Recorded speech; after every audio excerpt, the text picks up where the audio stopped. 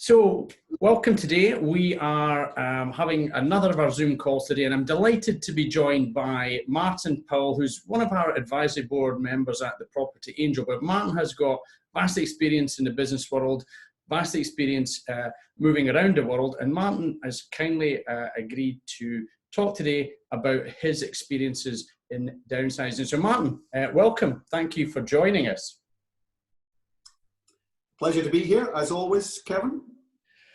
What I'm interested in, and I think what our viewers and listeners are interested in, Martin, is just a bit about your experience, first of all, and what brought you to where you're at now and where you live now. Sure. Having worked for the great majority of my career internationally, one of the penalties that goes with that as a family is you become experts at house moving. So I lost count some years ago as to how many moves we've actually made, because some of those have been overseas and you're provided with housing, or at least we were. But in terms of, I guess, the downsizing aspect of things, which is very much at the end of your house moving career, I'd like to start with upsizing, because upsizing was an important factor for my family, a function of aspiration and required space. So, for example, again, due to the nature of my career, I was one of the very early adopters of home working back in the late 90s. With that, for example, goes the requirement for a home office. So having a home office has been important to me for many, many years. The other drivers, other than what families aspire to, are more practical things. Teenage daughters require space. And one of the things that we wanted to ensure as we upsized was that our daughter had both her own study and she had her own TV lounge, because teenage girls tend to sort of gather and hang out and so on and so forth. So these are some of the very practical drivers behind our upsizing journey. We went through the whole thing, started off with a one-bedroom tenement flat in Glasgow, moved through the sort of two-bedroom semi in Glasgow, three-bedroom detached south of the border, four-bedroom detached, and then as we moved to ensure that our daughter was going to have her senior school uninterrupted, that's when we upsized to the maximum, which turned out to be a five-bedroom house. Of those 5 bedrooms, there was a home office, there was a study, there was a spare bedroom, there was a TV lounge. So our 5 beds were not being utilized as beds, but the space was being utilized. So that's really the sort of the background to getting to the point where you have, in our case, adequate and generous space around us. Garage for 2 cars, all that kind of stuff. So sorry, man, just to stop you at that point, and I think it's important, we're talking at the moment during the coronavirus crisis. Hopefully a number of people are watching this after the coronavirus is just a dim and distant memory.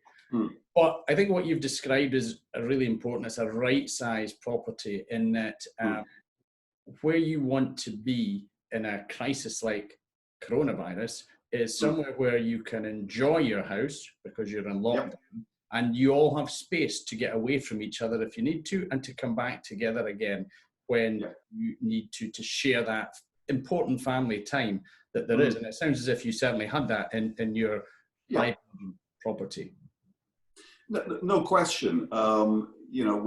We had not only the space, but we had it, if you like, utilized in a way that we wish to utilize the space. And one of the nice things that I was able to experience was coming back after 5 or 6 days on the road, and our daughter could have 2 or 3 of her friends on a sleepover. I wouldn't notice they were there. So I was able to come home having done a trip, sit down with Liz, have a nice dinner, you know, all that good stuff, and was not interrupted by 2 or 3 teenagers who were ensconced somewhere else in the house. So that was a real plus. And so from that point, what was the time scale? What were the drivers to then your next stage? Right. Well, the drivers really, or the planning, because it's a process. I started planning for my retirement in my early 40s. Why did I do that? Because I worked for US corporations, and planning for your retirement many years in advance is normal behavior in North America. US families have to plan in great detail to send their kids to college. They have to, the pension system is different.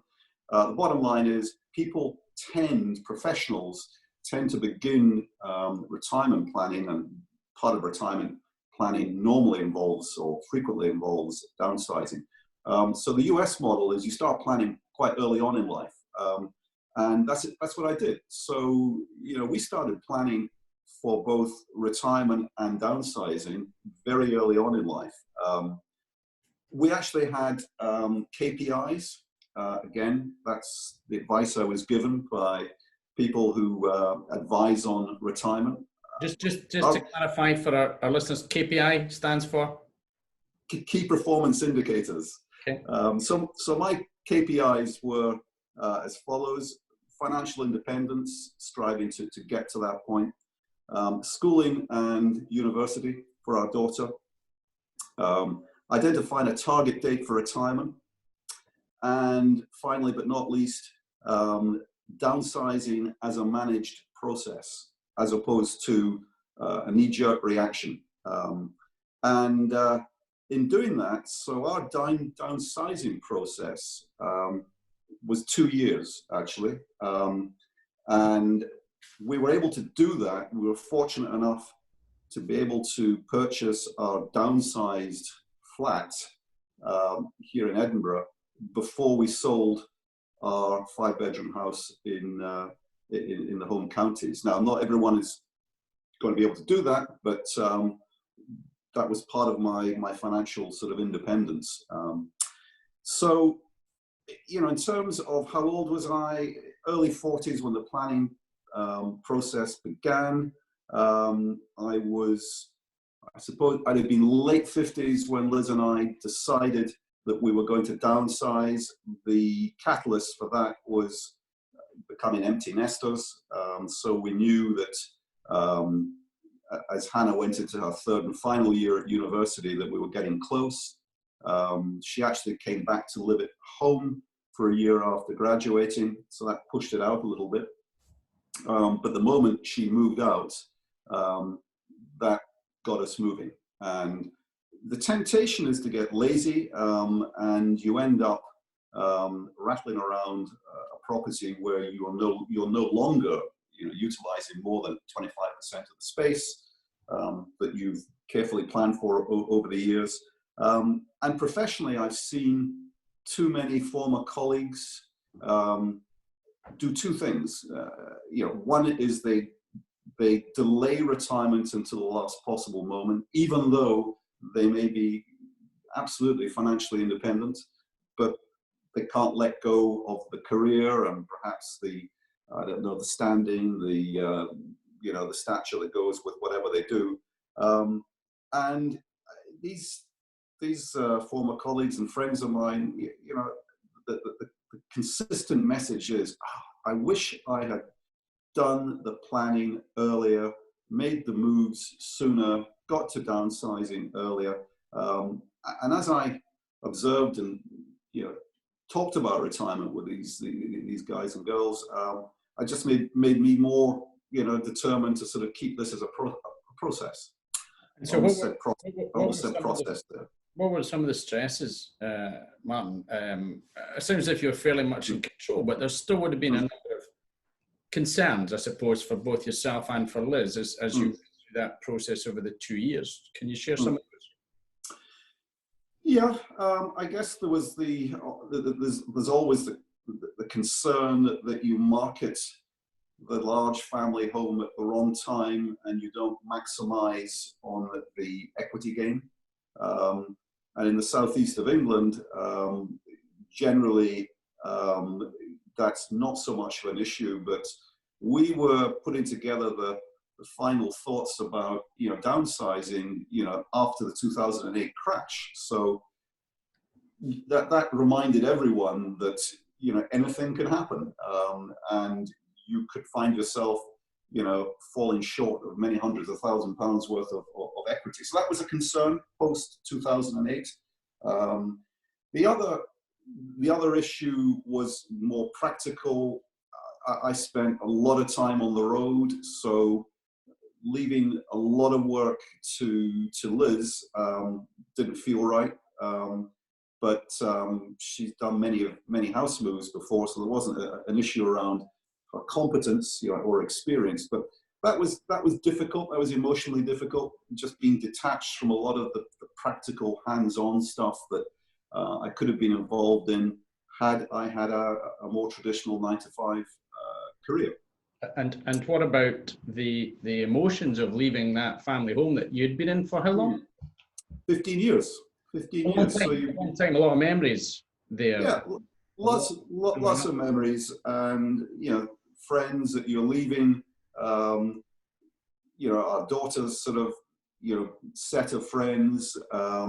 Yeah, but I guess it's part of the journey, because if you have some clear goals as far as your retirement is concerned, you're looking forward with some excitement to offset the the things you're going to miss. And because we wanted to change our lifestyle from being in a county town in the southeast of England to a lifestyle where we could be living city centre in Edinburgh, looking forward to that was the offset for, these are the things we're going to miss. But again, that was all down to retirement planning, because we wanted that change of lifestyle to be part of the downsizing retirement journey. So again, that's a very individual thing, but it has worked for us. And you went from a 5-bedroom to a... We are technically a 3-bedroom apartment, which is 2-bedroom, because again, my need for a home office continues. But yeah, so it's a 3-bedroom with its own rear garden, so we have outside space, which in the centre of a city is a real bonus, as we're experiencing just now. Yeah, entirely. And I suppose that going from a 5 to a 3 though created its issues with what do you throw out, what do you give away furniture wise, what about storage space? How did you deal with all of that? Well, we dealt with it again on a sort of phase out, phase up basis. We disposed of a lot of furniture through local charities, actually, which is always something I would recommend. These guys, need the furniture for their particular causes. Managed to sort of offload a lot of garden equipment to a couple of guys who supplied garden equipment to a charity in Africa. So that was quite satisfying to see my old lawnmower disappearing to Africa. But we did that on a plan basis, and because we had a 2-year crossover where we were decluttering and getting ready to market the house, we'd already purchased here in Edinburgh. So we were able to just gradually furnish Edinburgh with a combination of furniture that we physically moved north of the border, and some new purchases. So again, not everyone's going to be able to do it that way, but if you can, it really takes a lot of the stress and hassle out of downsizing, because you're effectively doing it on a graduated basis, and all the practical stuff around furnishing and so forth, you've got plenty of time to manage it. Yeah, I think coming back to your point, not everyone can afford to do it, but there are options out there, and we're going to be speaking to one of our other trusted property partners who's a mortgage broker in the coming weeks as well, and he's going to be speaking about the options, whether it's equity release, whether it's retirement release, and those might be some options in the short term to allow people to release some funds to then buy that smaller place and to allow them to move in the way that you've done, because I love what you've said. It was 2 years in the planning. And it sounds as if it potentially wasn't as stressful as a lot of people encounter by doing it in that structured way. Definitely. And, you know, if anyone ever asks me for some advice, I would say, for example, have you considered some equity release on your present home that would enable you to purchase your downsized property before selling your principal home?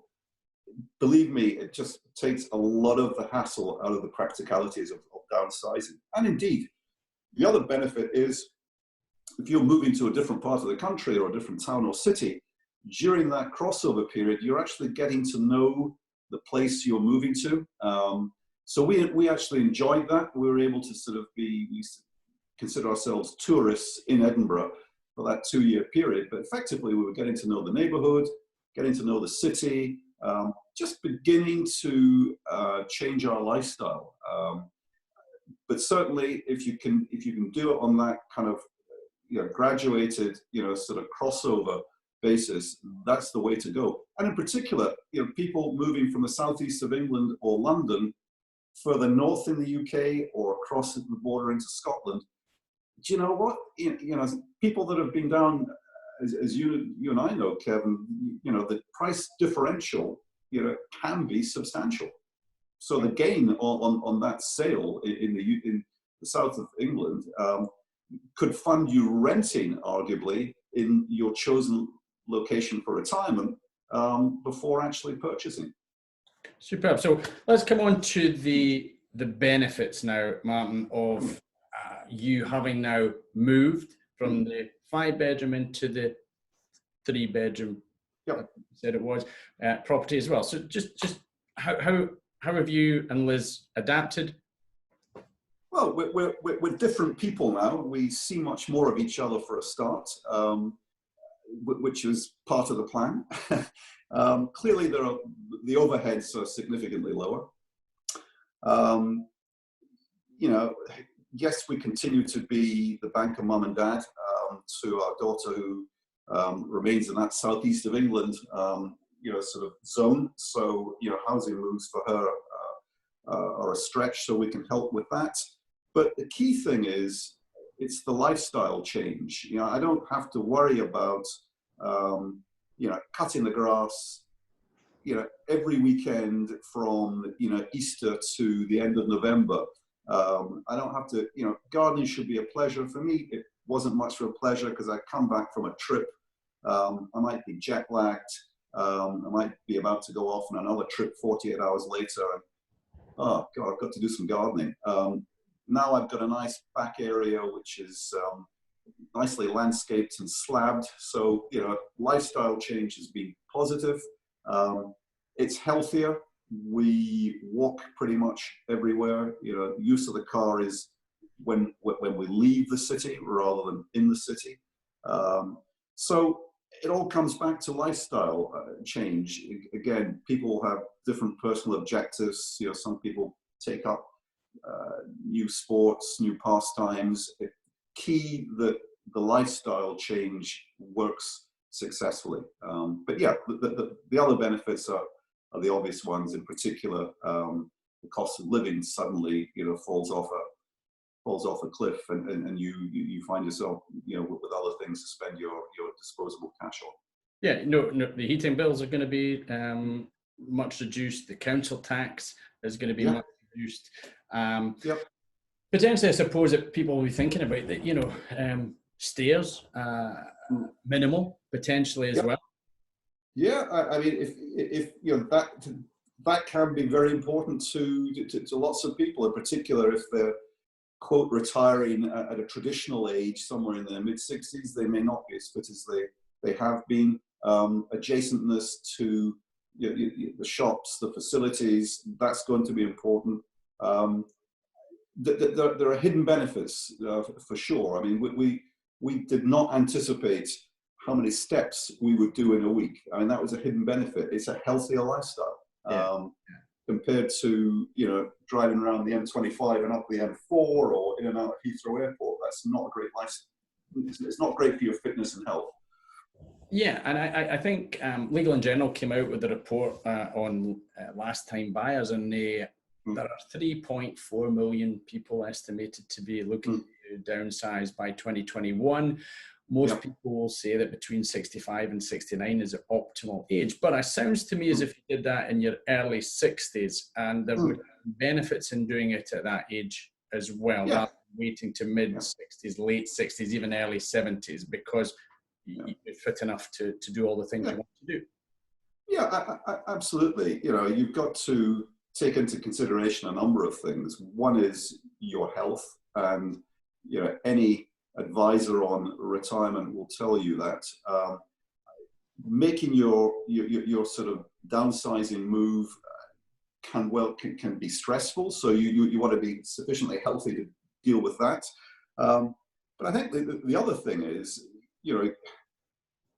part of downsizing, I firmly believe, is it's part of the whole change of lifestyle. And if you've been working for 40, 45 years, and you haven't thought about that and you haven't planned it, you're in a less advantageous position than if you had planned it. Now, the North American model has perhaps taken it to extremes, but that's kind of what I was introduced to. So I was possibly more planned than I needed to be, but I felt better because I felt the process was under control.